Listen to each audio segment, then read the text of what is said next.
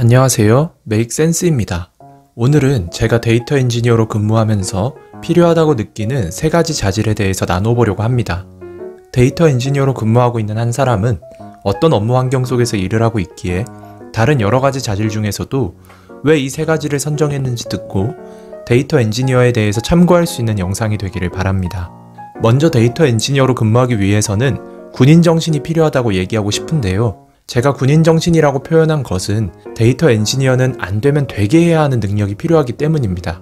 데이터 엔지니어가 하는 일이 무엇인지 다루었던 지난 영상을 보신 분들이라면 데이터 엔지니어가 어떤 일을 하는 사람인지 이제 어느 정도는 감을 잡으셨을 것이라고 생각하는데요. 단순하게 표현하자면 데이터 엔지니어는 데이터를 분석하고 활용할 수 있는 플랫폼을 구축하고 운영하는 일을 하는 사람입니다.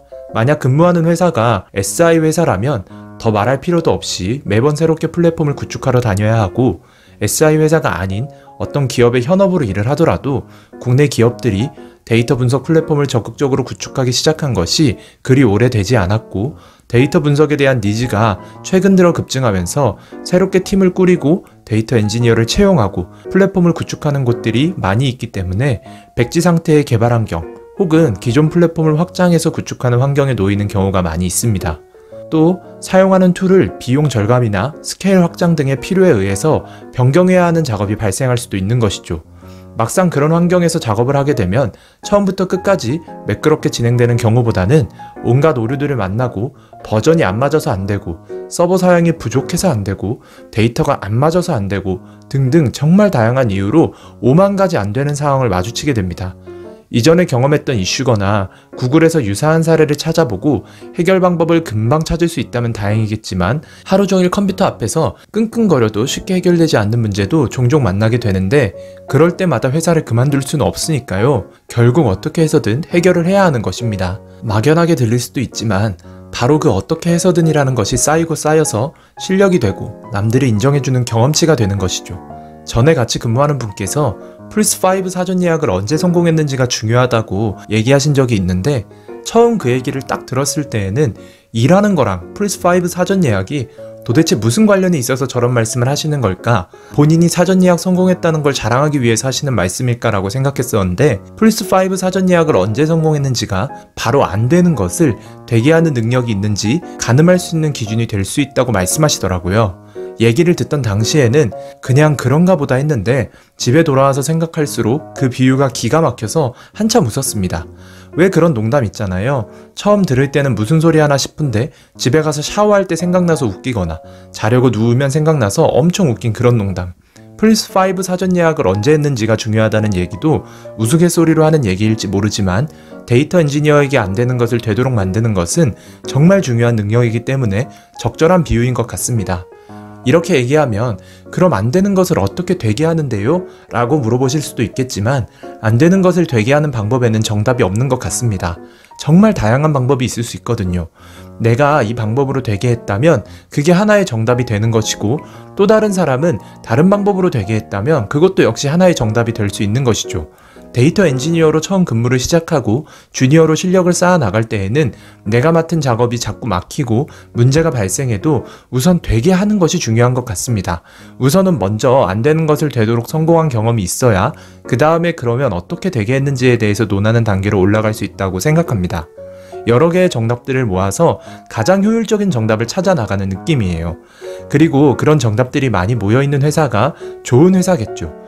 참고로 저는 그 정답들을 찾기 위해서 제가 다루고 있는 툴의 각종 커뮤니티와 오픈 채팅방에 참여해서 여러 질문을 올리고 이전 사례를 찾아보고 공식 다큐멘트를 참고해서 예제를 실제로 다뤄보며 현재 작업 환경에서 가장 효율적인 것이 무엇인지 위키에 남기고 팀원들과 공유하면서 막히는 상황을 마주치기 전에 대비를 하고 있습니다.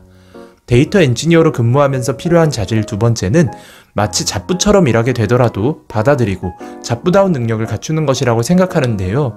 잡부라는 단어가 부정적으로 들릴 수도 있지만 데이터 엔지니어에게는 그 사람의 탁월함을 증명하는 아주 핵심적인 수식어라고 생각합니다. 제가 데이터 엔지니어는 플랫폼을 구축하는 사람이라고 표현했는데요. 플랫폼을 구축한다는 것이 말은 간단하게 들릴지 몰라도 설계부터 구축까지 전반적인 모든 과정에 참여하고 주어진 업무를 실행할 수 있어야 하는 것입니다. 그래서 데이터 엔지니어라는 동일한 직함을 가지고 있지만 플랫폼이 올라갈 서버 구축을 메인으로 담당하는 파트와 구축된 서버 위에 ETL 파이프라인을 개발하고 데이터 분석 지표를 만드는 파트로 업무가 분담되는 경우가 많이 있습니다. 제가 이전에 근무했던 SI 회사에서는 그마저도 분담이라는 개념이 없어서 전 영역에 걸쳐 직접 맨땅에 헤딩하듯이 구축 프로젝트를 수행해야 했습니다. 그리고 업무가 분담되어 있는 조직에 들어간다고 하더라도 실제 업무를 하다 보면 서로가 맡고 있는 부분과 긴밀하게 연관되어 있는 경우가 많이 있어서 내가 지표 개발을 담당하고 있어도 그 뒤에서 파이프라인이 어떻게 돌고 있는지 혹은 서버는 어떻게 구축되어 있는지 나 몰라라 하고 있을 수 없기 때문에 결국 플랫폼이라고 부르는 모든 영역에 대한 지식이 자연스럽게 필요하게 되는 것 같습니다. 그리고 서버는 또다시 클라우드를 사용하는지 온프레미스로 운영되는지에 따라서 달라질 수 있고 데이터베이스는 어떤 것을 사용하는지 일반 RDB를 사용하는지 NoSQL을 사용하는지 ETL 툴은 어떤 것을 사용하는지에 따라서 담당해야 하고 알아야 하는 내용이 천차만별입니다.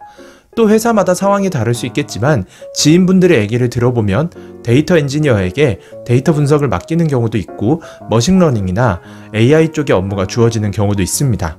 그런 업무 환경 속에서 시간이 흐르다 보면 어느새 스스로가 잡부가 된 것처럼 느껴지는 시점이 오는데 그럴 때마다 왜 이렇게 이것저것 해야 하는가 하며 스트레스를 받기보다 그저 데이터 엔지니어는 데이터와 관련된 모든 일을 하는 사람이다 라는 정체성을 가지고 오히려 다양한 방면의 지식과 경험을 쌓을 수 있는 기회로 여기며 즐겁게 받아들일 수 있다면 실력 있는 데이터 엔지니어가 될 수 있는 자질을 갖춘 것이라고 생각하고 있습니다. 데이터 엔지니어로 근무하면서 필요한 자질 세 번째는 꼼꼼한 자료조사로 연결될 수 있는 호기심입니다.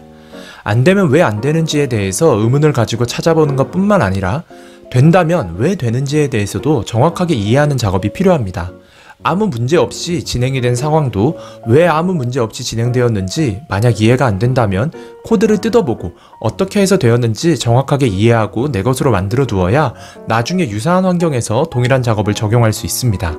만약 이런 이해가 뒷받침되지 않는다면 매번 작업을 할 때마다 이전에 했던 동일한 방식으로 해결이 가능한데도 불구하고 똑같은 것을 또 찾아보는 불필요한 시간 낭비를 하게 될 수도 있습니다. 저는 제 스스로가 무언가를 이해했는지 이해하지 못했는지에 대해 판단하는 기준으로 그것을 다른 사람에게 설명할 수 있는가의 여부로 판단합니다. 그래서 어떤 큰 작업을 하고 나면 그 작업 내용에 대해서 팀원들에게 공유하고 어떻게 처리했는지에 대해서 꼭 한번 설명하는 시간을 가지는데요. 따로 리뷰하는 시간을 잡아서 정식으로 공유하기 어렵더라도 잠깐 카페에 내려가서 티타임을 가진다거나 바람을 쐬러 같이 나갔다 오는 시간을 이용하는 편입니다. 그렇게 가볍게 대화를 주고받는 것만으로도 내가 이해한 내용이 맞는지 확인하고 다른 분들의 의견을 듣기에 충분하더라고요. 그리고 데이터 엔지니어가 가져야 할 호기심이 한 가지가 더 있는데 업무에서 활용하고 있지 않는 타사의 서비스나 구축 사례 혹은 툴에 대해서 계속해서 궁금증을 가지고 꼼꼼하게 찾아보는 것이에요. 최근에 라우드라는 TV 오디션 프로그램에서 박진영 심사위원이 한 말이 있는데 정확하게 기억은 나지 않지만 한 오디션 참가자에게 춤을 출 때에는 리듬이 흐르고 있지 않을 때에도 계속 몸을 움직여야 한다고 했던 것 같습니다. 데이터 엔지니어가 가져야 할 호기심이란 것이 이 심사평과 비슷한 맥락인 것 같아 생각이 났는데요. 설령 지금 내가 속한 조직에서 사용하고 있지 않은 서비스나 툴이라고 할지라도 다른 곳에서는 어떻게 활용되고 있는지 끊임없이 궁금증을 가지고 여러 가지 사례들을 연구하는 것이 굉장히 큰 도움이 되는 것 같습니다. 실제로 지금 구축되어 있는 플랫폼에서 사용하고 있는 서비스를 다른 것으로 변경하는 경우도 왕왕 발생하고 플랫폼을 확장하거나 새로 구축할 때에는 또 그 상황에 가장 적합한 툴로 변경해서 구축하는 경우도 생기기 때문에 미리 그 서비스에 대해서 알아둔다거나 개인적으로 가이드를 숙지해두는 등의 사전학습이 있다면 훨씬 업무에 빨리 적용시킬 수 있고 그것이 곧 실력으로 평가받는 길이라고 생각합니다. 저도 지금 속한 업무 환경의 BI 툴이 새로운 오픈소스 툴로 변경되면서 이것저것 알아보고 공부하느라 정신없이 보내는 중이기도 하는데요. 이런 경우에 미리 다방면을 알고 있다면 훨씬 수월하게 넘어갈 수 있겠죠. 이렇게 이번 영상에서는 데이터 엔지니어에게 필요하다고 생각하는 세 가지 자질에 대해서 나눠보았습니다.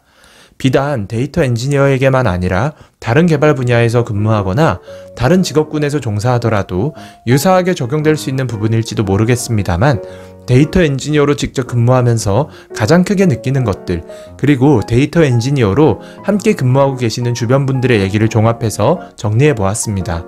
영상이 참고가 되었거나 공감이 되셨다면 구독과 좋아요 부탁드리며 오늘도 끝까지 시청해 주셔서 감사드립니다. 이상으로 Make Sense였습니다.